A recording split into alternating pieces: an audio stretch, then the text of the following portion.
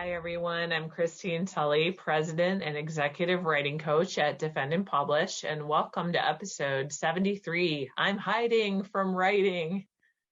I had a meeting today with one of my clients who is hiding from her writing, and I thought this would be a great topic for an episode because this might be you. What had happened was that she worked really, really hard to get a dissertation chapter completed, and she turned it into her committee. But after that, she felt like, well, I'm good for the next day, and then one day turned into 2 days, and then two turned into three. And she just couldn't seem to start writing again because she had kind of taken too long off from the time that she turned to writing in. And we talked about a couple of reasons why this might have happened. And one of which was that up until the point where she submitted her dissertation chapter, she was writing all the time, every spare second, every couple minutes. It was very high stress. She had a deadline to get a chapter in. She didn't want to disappoint her dissertation chair. And so she was right, all the way up until the point where she turned it in, then she collapsed. And the next day she was pretty much a zombie because she had been, staying up for days and working on it. And then the next 2 days, she kind of got into a thing where she needed to work on, catching up with her students. She had papers to grade, students needed feedback. And so by the time day 4 rolled around and she knew she needed to start writing again, she just couldn't do it. And this happens to our clients at Defend and Publish a lot. It's definitely one of the top 3 reasons why clients come to us, because everything else they have tried does not work. And so if this is you and you're sort of hiding out from your writing, let's talk through some of the strategies that might help you move forward. One of the things that I think it's really important to recognize here is why you're hiding, because a lot of our clients come in a hiding position, but for different reasons. Some of them are truly terrified of their dissertation chairs or their advisors, so they don't want to turn in anything new and risk being rejected. This would be the same for any academics that are planning to submit a journal article or a chapter or a book, where you just hold off on turning it in, because if you don't turn it in, then you haven't heard the word no yet, or some kind of negative feedback. So that might be one of the reasons you're hiding. Sometimes people are hiding because they are just genuinely do not know what to do next. They knew what to do before this step, but now they're stuck. So they could be stuck for lots of different reasons. They don't know how to interpret their data. They don't know how to describe their methodology. They have no idea how to write a literature review chapter. There's a great article by Carrie Ann Rockmore about reasons why you might not be writing or why you're stuck. I will link to it in the show notes, but it talks about, are you having like a technical writing error, or are you having a block for a different reason? We've also done a 3-series podcast episodes on different types of writing blocks. I will link to those in the show notes as well. But those are episodes that I think might be really helpful for just understanding why you might not be producing any writing. So a third reason, though, why you might be hiding from your writing is that you just don't want to do it. And I know we did an episode a while back called I Don't Feel Like Writing Today, so I will link to that one too. You're going to get a plethora of podcasts today. But one of the things that happens when you get in that kind of position where you just don't want to do it is that, of course, the longer you wait to do it, the bigger it becomes and the bigger deal it becomes. So this client that I mentioned at the start of this episode, what I ended up doing with her is we talked through a couple different ways that she can get writing again. And so one of the things when we talked through why she, just couldn't produce anything was that she was worried that she would have to go from not writing for 4 days to then sitting down and doing like a 4-hour or 8-hour session to make up for all the writing time that she had lost.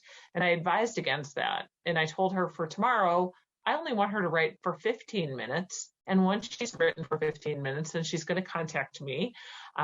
For some of my clients and for some of our coaches, we do it where you can just text us and tell us that you're finished. And in my case, I like to send a different emoji. So you get to see which random one you get if you write for your time. And so for her, she, we talked through this idea about 15 minutes and the idea that in one day, 15 minutes of writing is not very much. You can, get some writing done. I do not believe you can do a dissertation in 15 minutes a day, which is, I know, a book that's out there. I do not believe that is possible. And I know that that's not the spirit that book is meant. I want to throw that caveat out there. But 15 minutes just to put your toe back in the writing water for just a few minutes and then get back out again on the first day, trying to get back in after a long time, that's fine. That's okay, because all we're just trying to do is make it so it's not so painful. So she knows in 15 minutes she can do a couple of things. She can open up her document. She can look at what she had in there before. She can check out what's going on in other documents. She can review some notes. She might even look at her list of what her tasks are. In her case, she's using Asana. I know I talk about Asana a lot. Check out our episodes on Asana in Defend and Publish. But she can do just that. She might not actually do any writing at all in that 15 minutes, but she's at least opened her project and gotten acquainted with what's going on in there. And then she can, let me know that she's done it. Day 2, she knows that she has to write for a half an hour. And so now that she's familiarized herself with the project, she can do that half hour, sit down, open it up, and just start writing. And so we talked a lot about, like, what does writing in a half hour look like? And one of the things I suggested is, what if you say to yourself, I'm going to write 1 paragraph? And maybe if 1 paragraph feels okay, write 2 paragraphs. Maybe if that feels okay, maybe write 3 paragraphs. And then at 3, cut it. So it might turn out that writing session's longer than 30 minutes, but she really liked that idea because it's measurable in a way that she knows she's finished. And here's the thing that I think is really important to think about here. When we talk about academic writing, it's never finished. Anytime you're working on a project, even after you submit it, it's not finished, because you still need to do the social media for it and, promote your work and talk about it again and write your new projects, and it's never over. And so that, I think, is very disheartening for some academics that like the feeling of checking a box. Like, I finished that publication, I'm moving on to the next one, check. But in a scholarly pipeline, a lot of times that work interacts with other work, or somebody who read it, 6 months ago or, 2 years from now is going to interact with you, or you might return to it. So I never think of those projects as actually finished. But what I do like to think about in the sense of completion is, how is a writing session finished? And some people measure this by, for example, counting the number of words.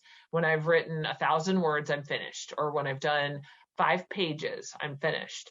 But I like moving in a paragraph model, because then that allows writing to just happen a little bit more naturally, where you're not just looking at like a ticker, like, am I at the bottom of the page yet? Am I at the bottom? Did I get the right words yet?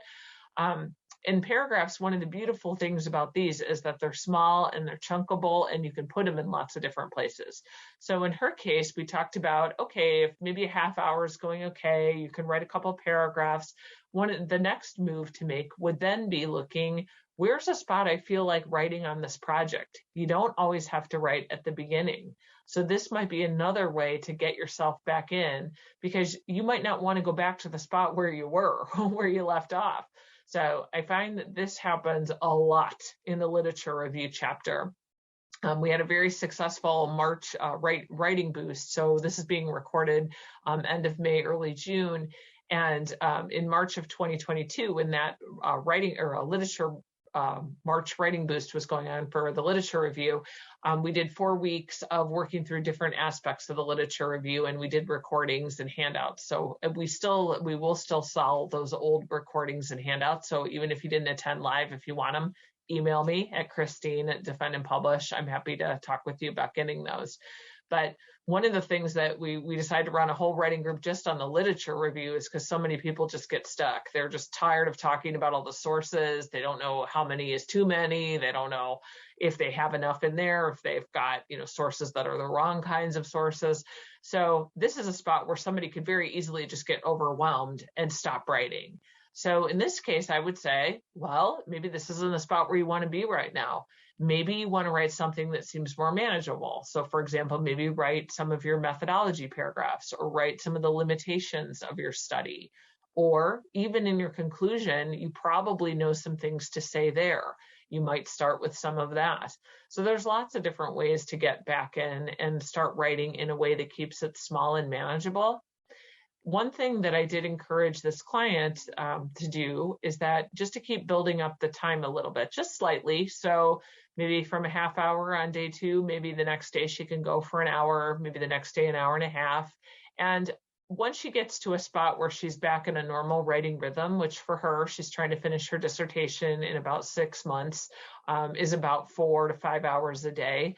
Once she's at that, I'm telling her not to overdo. When she's hit 4 or 5 hours a day, she's finished for the day. Again, checking in to me, having a way to close her project so she knows she's finished with writing for the day. But that would be a way to just make sure that the writing doesn't get out of hand. Because if you do overdo it, where you're pumping through like 6 days of cramming and all night and all day, you're going to need some recovery time from that. Your brain is just done. It can't process anything else. So these very slow sessions to get some writing done, I think, are really helpful. I do have one more episode to put out. I know there's a lot that will be in here in this essay or in this episode, but there is one episode we did, one of our earlier ones called Don't Call It a Writing Session, and that has seemed to be pretty helpful for some folks that get stuck where they think about writing in a way that's always writing, and that's something that's paralyzing in itself. So you might want to check that one out as another option. And hopefully some of these strategies can help. If not, feel free to come to us. We do have free consultations. They're just 30 minutes if you want to talk through a way to solve a problem. Maybe a couple hours of writing coaching might be of assistance here. So if that's something we can do for you, reach out to me at Christine at Defend and Publish. And happy writing this week.